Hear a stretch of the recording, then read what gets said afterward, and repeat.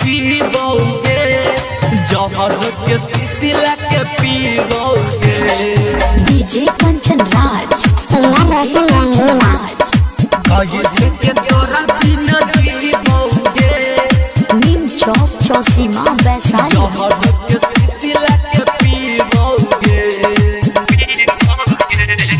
कैसे के तोरा बिना रहबोगे, जहर के सिलसिला के पीवोगे, जहर के सिलसिला के पीवोगे। कैसे के तोरा बिना रहबोगे, जहर के सिलसिला के पीवोगे। कागा समझ के दिल हमर भरली, कैसे के सुई लेके सीबोगे। कैसे के तोरा बिना जीवोगे, जहर के सिलसिला के पीवोगे। जीवोगे, जहर के सिलसिला के म्यूजिक डायरेक्टर कंचन राज पीवोगे।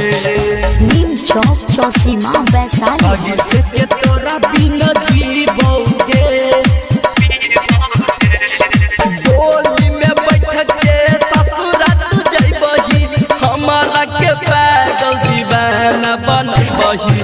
डोली में बैठ के ससुरा तू जइबही, हमारा के पागल दीवाना बनबही।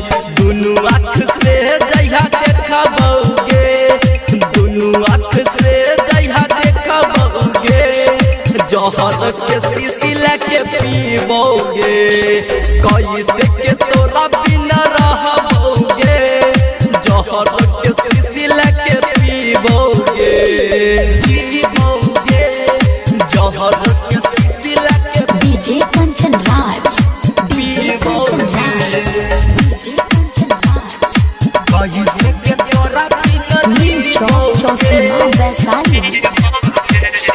कृष्ण के साथे घर बाबा चलही, रोशन रंगीला के माटी में मिलही। कृष्ण के साथे घर बाबा चलही, रोशन रंगीला के माटी में मिलही। नाम नहीं तो हर लेबोगे, नाम नहीं तो हर लेबोगे। जहर के सिलसिला के पीवोगे। कैसे के तोरा बिना जीवोगे, जहर के सिलसिला के पीवोगे। सिंगर रोशन रंगीला।